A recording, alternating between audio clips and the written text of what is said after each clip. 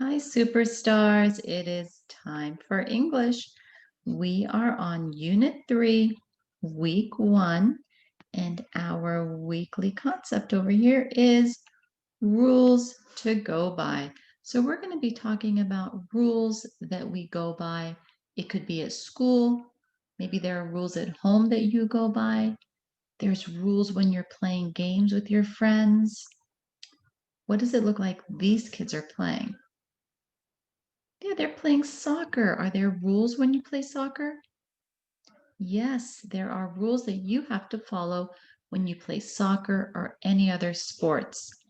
So, our essential question is, what rules do we follow in different places? All right, let's listen to a video, and this video is going to talk about rules to go by.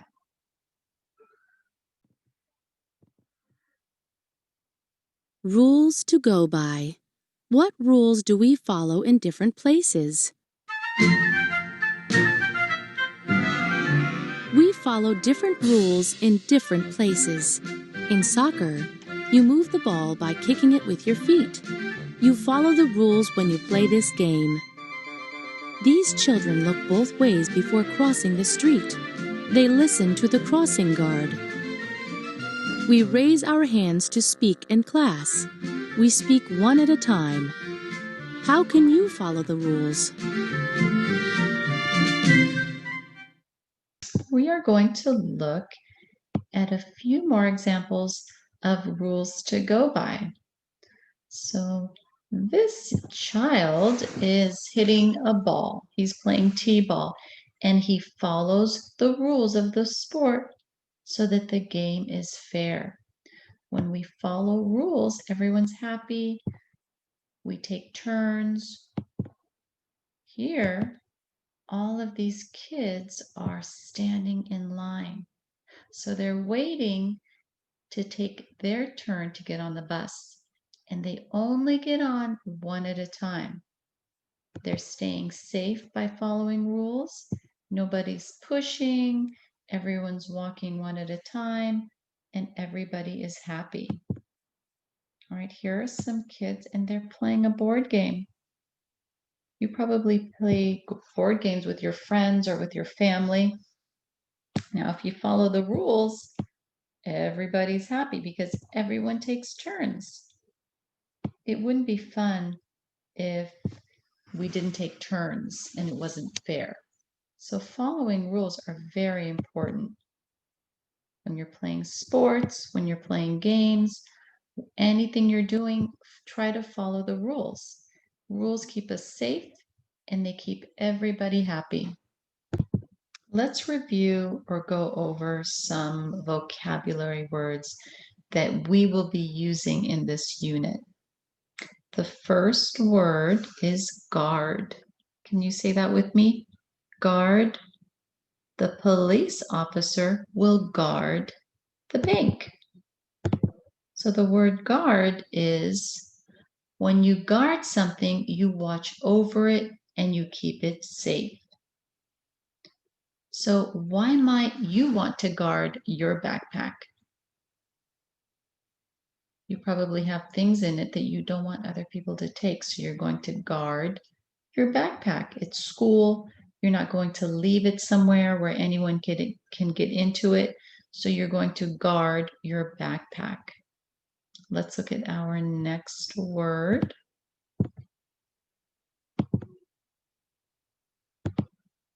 Okay, rules. A rule is something that tells you what you can or can't do, such as rules of a game. An example would be in school, everyone follows the classroom rules. What is a rule you follow at school? Well, in our class, one rule is you raise your hand if you want to speak. You don't just all speak at the same time, or we couldn't hear each other. So a rule in our classroom would be to raise your hand if you want to speak. And this is what the kids are doing. They're following classroom rules. All next word is, it's prank. I played a prank by giving my brother a toy that popped out of a can and surprised him. A prank. So a prank is when you do something to fool people. You do something to fool people. So the girl pranked her brother and gave him a toy that popped out of a can and surprised him. So how might you feel if someone played a prank on you? Would you like that? Sometimes it's fun. Sometimes it's not. All right, let's look at our next vocabulary word. Cooperate. Can you say that with me? Cooperate. To cooperate is to work with others toward a goal. An example would be the two boys cooperated to make a clubhouse. So it's like you're working together. When you cooperate, you work together towards a goal. So when have you had to cooperate to get a task completed? Have you ever had to cooperate with somebody to do something? So here they are. The boys are cooperating to make a clubhouse. They're making a sign for their clubhouse. All right, let's look at our next word to know. Our next word is, get it up here, responsible. Can you say that with me?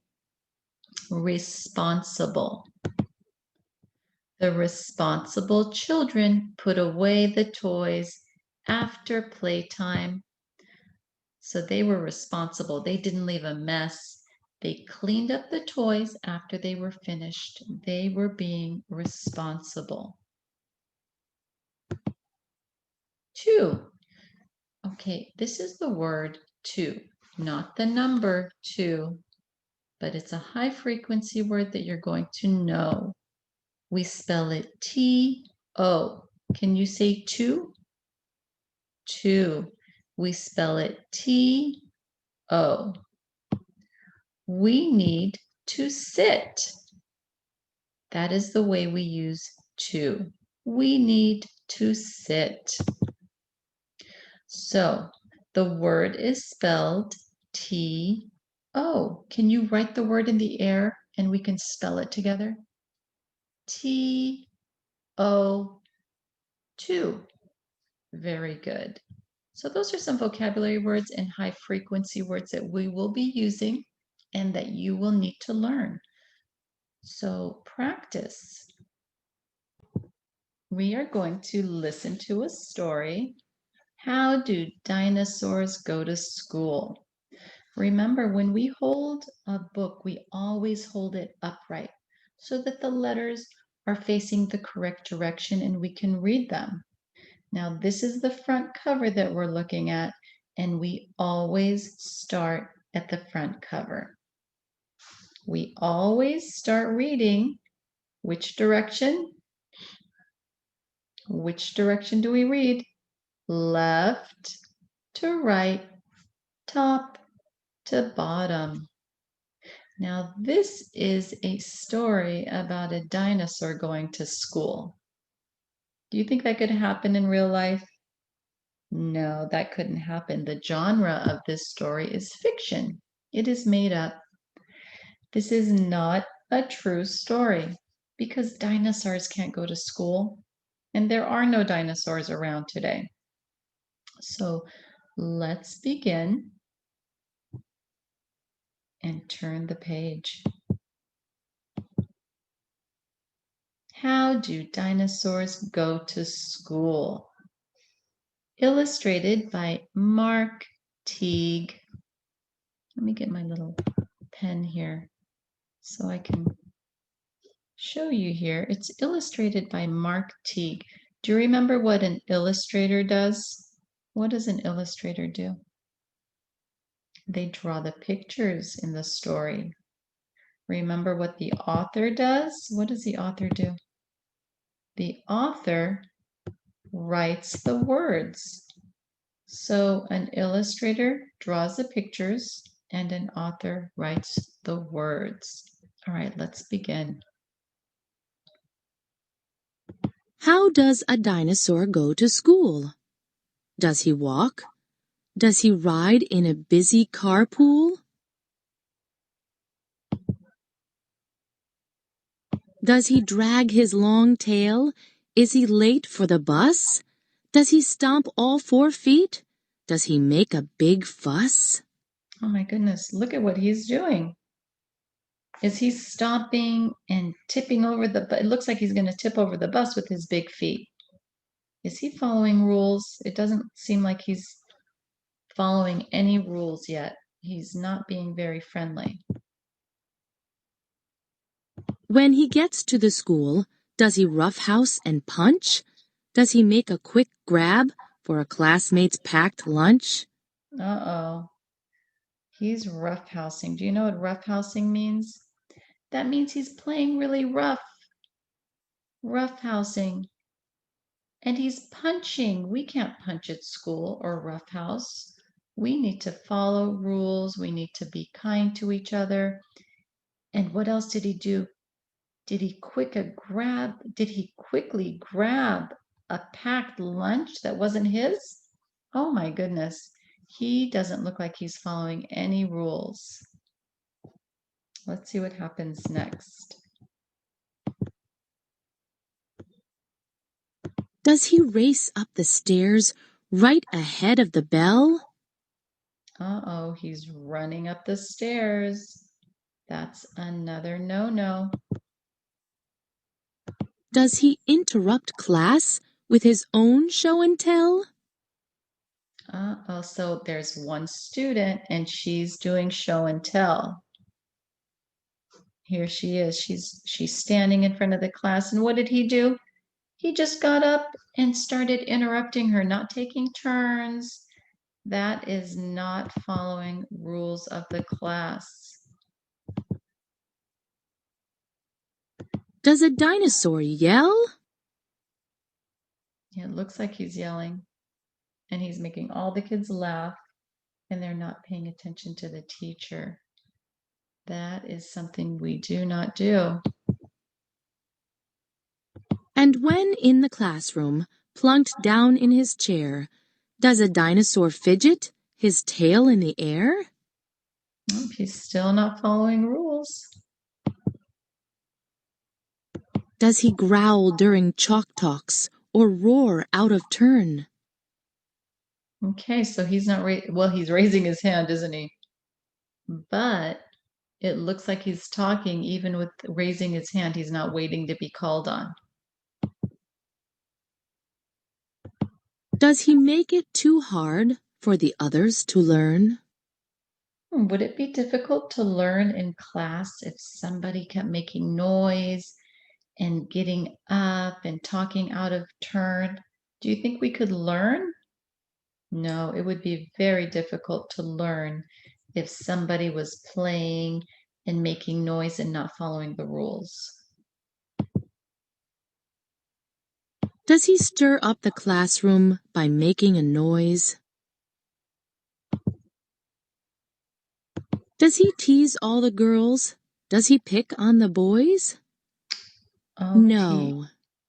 Okay, so she said, no, look, he's playing here. He's over here letting all the kids play on him because we don't tease or pick on each other. That is not kind. A dinosaur carefully raises his hand. He helps out his classmates with projects they've planned. Oh, look, he's being helpful. He's being nice to his other classmates. At recess, he plays with a number of friends and growls at the bullies till bullying ends. He's being nice to everybody and telling other kids to be nice also. He tidies his desk, then he leaps out the door. He keeps everything in his classroom nice and neat. Good work. Good work, little dinosaur. And the teacher is so happy because he's following the rules and that helps us learn. All right, that was a cute story. Let's open our close reading companion book to page 25 and let's talk about that story that we just read. How do dinosaurs go to school? So is the dinosaur following the rules? So we're going to draw some clues here. So when we started reading this book, and you can go back and listen, was he following the rules? Was he being nice and kind and taking turns? I don't think he was. So what we're going to do is draw a picture of the dinosaur. So at the beginning of this story, he was not following the rules. So I want you to draw a picture of something he was doing, not following the rules here. And then down here, when you are all done drawing your picture, you are going to complete this sentence. It says, the dinosaur is, so is the dinosaur following the rules? No, he is not following the rules. So you're going to write that here. Not. You're going to write nicer maybe because it's hard for me to write here. Not following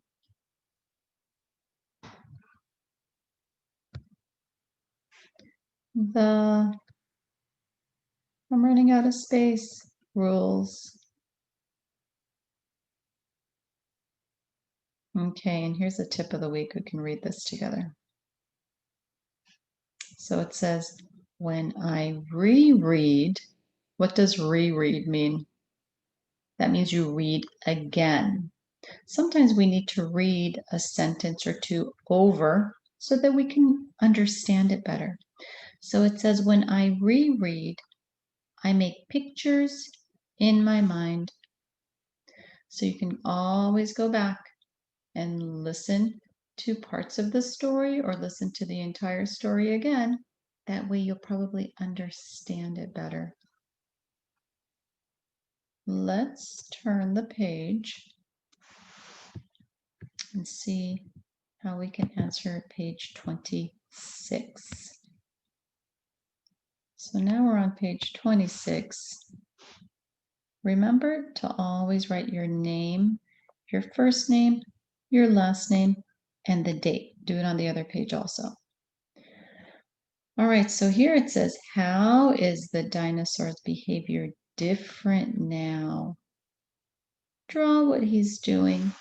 So in the end, or middle to end, the dinosaur, his behavior changed.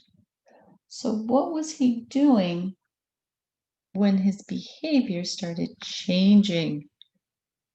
Now, was he following the rules? He started following the rules, didn't he? So draw a picture of what he was doing when he was following the rules, because at the end he was starting to become a nice dinosaur. If you look at those pictures in the book, he was helping the children, wasn't he? So you can draw a picture of the dinosaur helping the children. You can pause and rewind, go to the parts where he was helping and following the rules, and draw a picture here. And down here, after you are finished with your picture, it says, now the dinosaur is, what is he doing? He's following the rules. He's also being helpful, wasn't he? He was helping the kids on the playground. He was behaving like a student that follows the rules, is kind and helpful. Okay, superstars. Oh, let me write it for you first. He was following